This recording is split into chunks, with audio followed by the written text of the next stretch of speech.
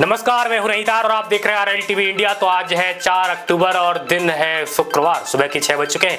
समय हो चुका है न्यूज बुलेटिन का। ये जानेंगे क्या चल रहा है देश और दुनिया में। आज की इस बुलेटिन में हम देखेंगे इजरायल और ईरान के चल रहे विवाद को और साथ ही देखेंगे अरविंद केजरीवाल के आवास को। और इस बुलेटिन में आपको देखने को मिलेगी यूपी में आ रही 12th पास महिलाओं के लिए आंगनबाड़ी की भर्तियों के बारे में भी। साथ ही देश के नेता प्रतिपक्ष राहुल गांधी को लेकर भी बहुत बड़ी खबर है और हरियाणा विधानसभा चुनाव को लेकर बहुत बड़ी अपडेट निकल कर है, जानेंगे इस बुलेटिन में। चलिए स्टार्ट करते हैं आज की इस बुलेटिन को बिना किसी देरी के साथ। उससे पहले वीडियो को लाइक कर लीजिए, चैनल को सब्सक्राइब नहीं किया चैनल को सब्सक्राइब कर लेना और आपने अगर फेसबुक पर फॉलो नहीं किया है तो फॉलो जरूर करना और वीडियो को शेयर भी करना। चलिए फिर स्टार्ट करते हैं आज की इस बुलेटिन को बिना किसी देरी के साथ। तो आज की सबसे पहली खबर निकल कर सुप्रीम कोर्ट से। सुप्रीम कोर्ट ने फटकार लगाते हुए कहा कि बैठकों के अलावा कुछ भी नहीं हो रहा है। दिल्ली के प्रदूषण को लेकर केंद्र सरकार को फटकार लगाई है सुप्रीम कोर्ट ने। सुप्रीम कोर्ट ने गुरुवार को दिल्ली में वायु प्रदूषण और सुनवाई के दौरान केंद्र के वायु गुणवत्ता प्रबंधन आयोग को फटकार लगाई है। कोर्ट ने कहा कि बैठकों के अलावा कुछ नहीं हो रहा है। कोर्ट ने पंजाब और हरियाणा सरकार को भी फटकार लगाते हुए कहा कि दोनों राज्यों ने पराली जलाने वाले किसानों से नाम मात्र का मुआवजा ही लिया है। वहीं अगली खबर आ रही है रतन टाटा को लेकर। रतन टाटा को अपने स्टॉक्स में निवेश करने पर मिला 30,000% का रिटर्न,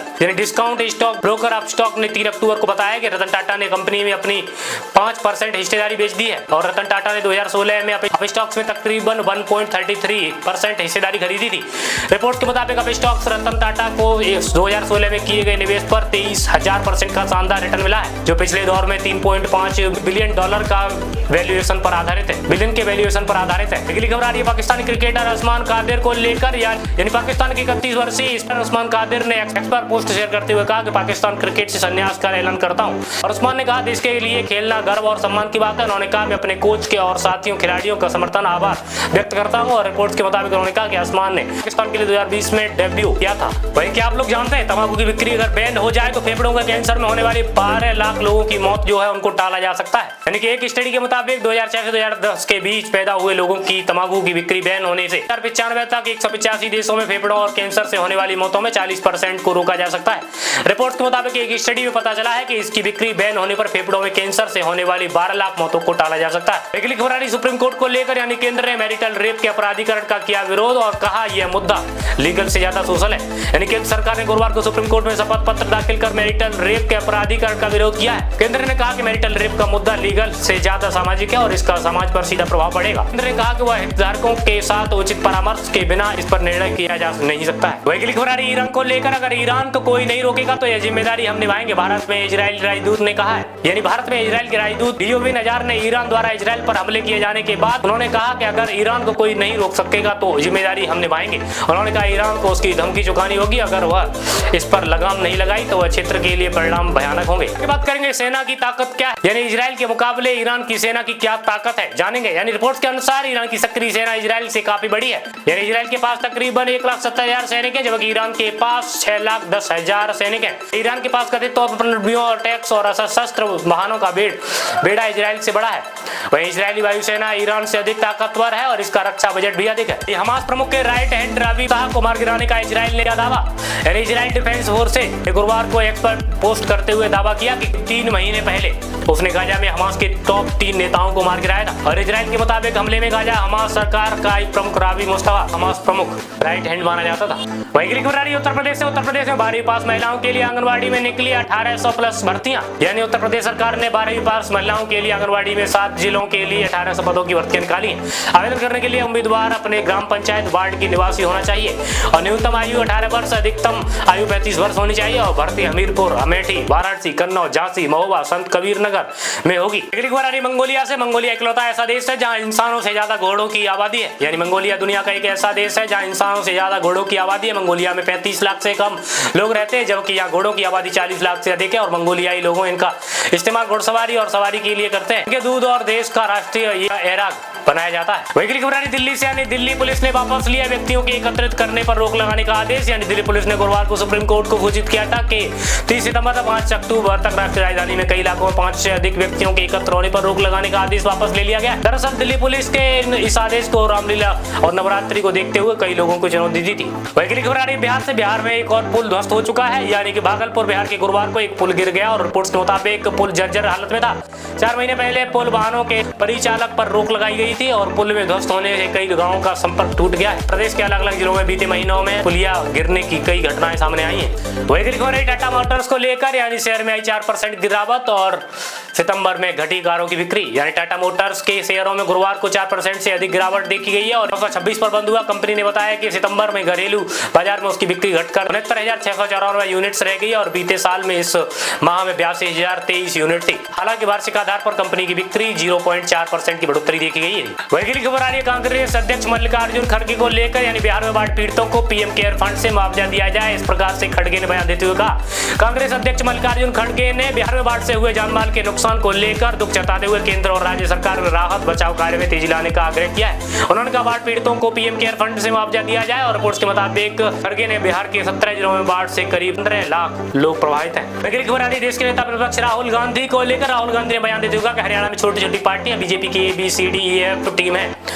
यानी लोकसभा नेता प्रतिपक्ष राहुल गांधी और कांग्रेस के सांसद राहुल गांधी ने हरियाणा में एक चुनावी सभा को संबोधित करते हुए हरियाणा में छोटी छोटी पार्टियां घूम रही हैं, ऐसा कहा और कहा कि बीजेपी की ABCDEF जैसी बहुत सारी पार्टियां हैं जो कि इस प्रकार का काम कर रही हैं, इनको समर्थन मत दीजिए, कांग्रेस को वोट दीजिए। उन्होंने कहा कि हम मोहब्बत फैलाते हैं, नफरत नहीं फैलाते हैं।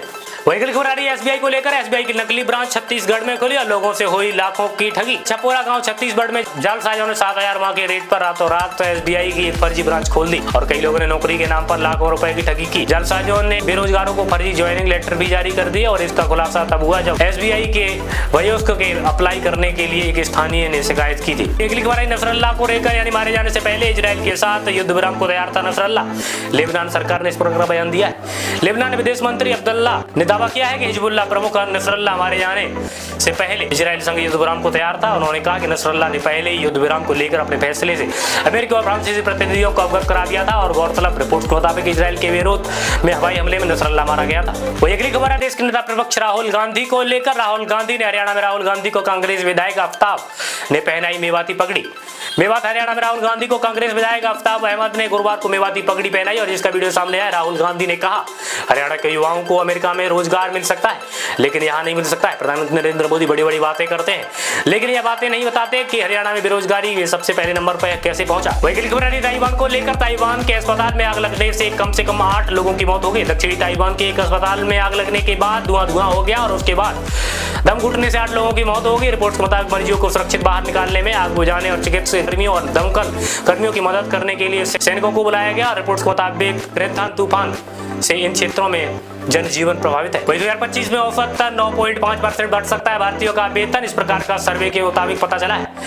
एवं के एक सर्वे के मुताबिक 2025 में भारतीयों के एक वेतन औसतन की 9.5% की वृद्धि हो सकती है। इस साल 9.3% रही और रिपोर्ट के मुताबिक सर्वे इंजीनियरिंग, मैन्युफैक्चरिंग और रिटेल इंडस्ट्री के वेतन की वृद्धि 10% से अधिक है और वित्तीय क्षेत्र में वेतन वृद्धि 9.9% रह सकती है। इस सर्वे में 1176 कंपनियों को शामिल किया गया था। अगली खबर लेबनान को लेकर। लेबनान में जमीनी जंग में इजराइल के 8 जवानों की मौत और हिजबुल्लाह ने उड़ाए 3 टैंक। इजरायली सेना ने बुधवार को कहा कि दक्षिणी लेबनान में जमीनी लड़ाई में उसके 8 सैनिक मारे गए। हिजबुल्लाह ने दावा किया है कि वह जमीनी जंग के दौरान बुधवार को उसने इजराइल के 3 टैंकों को तबाह कर दिया। हिजबुल्लाह ने बताया कि टैंक सीमा के पास मरून अलरस गांव की ओर बढ़ रहे थे। वही खबर आ रही दिल्ली के पूर्व सीएम अरविंद केजरीवाल को लेकर, यानी सीएम आवास खाली करके आप सांसद अशोक मित्तल के सरकारी बंगले में शिफ्ट होंगे अरविंद केजरीवाल। यानी दिल्ली के पूर्व मुख्यमंत्री आप संयोजक अरविंद केजरीवाल शारदीय नवरात्र के दूसरे दिन आज शुक्रवार को सीएम आवास खाली कर देंगे और आपने बताया केजरीवाल के राज्यसभा सांसद अशोक मित्तल के सरकारी बंगले में शिफ्ट हो जाएंगे फिरोजशाह रोड पर स्थित। रिपोर्ट्स के मुताबिक अशोक मित्तल इस बार बंगले में फिलहाल उनके कर्मचारी रह रहे थे। अगली खबर आ रही है इंटर्नशिप को लेकर। पीएम इंटर्नशिप योजना पोर्टल आज से होगा शुरू और इंटर्न को हर महीने मिलेंगे 5,000। यानी केंद्र सरकार प्रधानमंत्री इंटर्नशिप योजना के तहत गुरुवार केंद्रीकृत पोर्टल इंटर्नशिप शुरू करने जा रही है और वो पोर्टल के जरिए कंपनी उम्मीदवारों के आवेदन आमंत्रित करा सकती है। इस पोर्टल के माध्यम से आवेदन कर सकेंगे और इसके लिए इंटर्न को एक फॉर्म भरना होगा। इंटर्न को महीने में 5,000 का स्टाइपेंड दिया जाएगा। वही अगली खबर आई कोलकाता के आरजीकर अस्पताल को लेकर, जहां पर रेप हत्या की पीड़ित डॉक्टर की आरजीकर अस्पताल में लगाई गई एक दर्द दिखाती प्रतिमा और छेड़ा विवाद।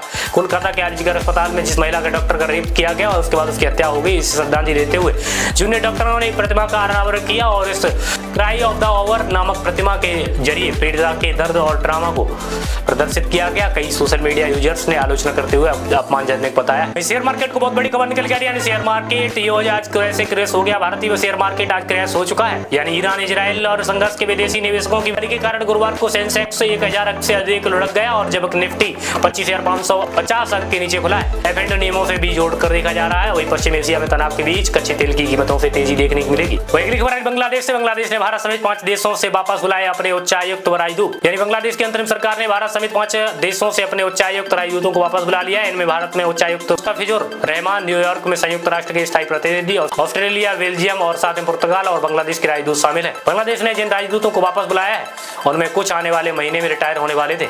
इजराइल और ईरान के बीच युद्ध के लेकर भारत सहित दुनिया भर में कौन कौन सी ऐसी चीज हो सकती है महंगी, यानी महंगाई बढ़ सकती है, बिल्कुल बढ़ सकती है। यानी ईरान इजराइल के युद्ध के बीच समुद्री रूट प्रभावित होगा। ईरान और इजराइल के बीच युद्ध होने से समुद्री रूट प्रभावित होगा और दुनिया भर में उन चीजों की कीमतें बढ़ेगी जिनका निर्यात उत्पादन ईरान और इजराइल में होता है, जिनमें कच्चा तेल, पेट्रोलियम उत्पाद, सोना चांदी, खाद्य वस्तु और प्राकृतिक गैस व बिजली, औद्योगिक वस्तु और रसायन उर्वरक और साथ में ड्राई फ्रूट शामिल है। इसके अलावा भारत कई महत्वपूर्ण वस्तुओं के लिए भी ईरान पर निर्भर है। वह ईरान के परमाणु स्थलों पर हमले का समर्थन नहीं करते हैं। ईरान इजराइल संघर्ष के बीच बाइडेन ने इस प्रकार का बयान देते हुए कहा, यानी अमेरिका के राष्ट्रपति जो बाइडेन ने अमेरिका व इजराइल के बीच संघर्ष को लेकर G7 नेताओं से बातचीत की है। बाइडेन ने कहा है कि वह ईरान के परमाणु स्थलों पर हमले का समर्थन नहीं करते हैं और दरअसल ईरान ने मंगलवार को इजराइल पर बैलिस्टिक मिसाइल से हमला किया था, जिसके बाद इजराइल ने जवाबी कार्रवाई की बात कही है। तो दोस्तों आज की बुलेटिन में इतना ही। आप सभी को बुलेटिन पसंद आई, अगर पसंद आई तो वीडियो को लाइक करना, चैनल को सब्सक्राइब नहीं किया चैनल को सब्सक्राइब कर, अगर आपने फेसबुक पर फॉलो नहीं किया है तो फेसबुक पर फॉलो कर लेना और हाँ वीडियो को शेयर भी करा। चलिए फिर मिलते हैं आप सभी से नेक्स्ट बुलेटिन के साथ। तब तक के लिए जय हिंद, जय भारत, वंदे मातरम।